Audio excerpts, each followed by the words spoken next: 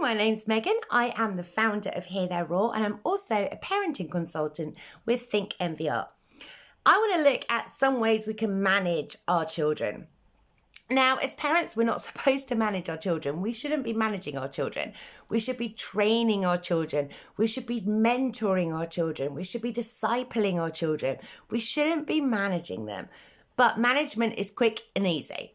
And in the rush of life, we just fall into habits that don't actually help grow this mini human, but just get things done quick and easy. So if any of this list needles, if any of this list feels uncomfortable, that's amazing. It means, yeah, that resonated. And we're able to open it up and look at it without judgment and think, hey, I am doing this. I'm managing in this way. And that's not what I want to do. That's not the parent I want to be. And we can make adjustments.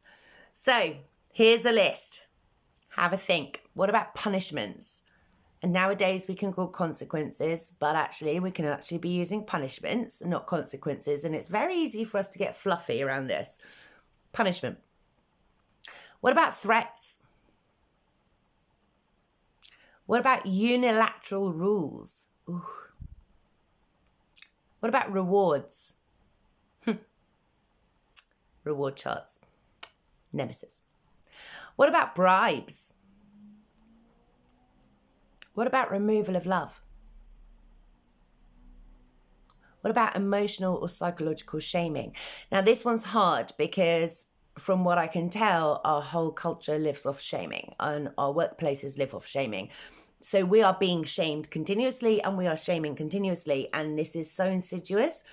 It's really hard to break out of, but I would absolutely suggest that everybody looks at the shaming in the family unit.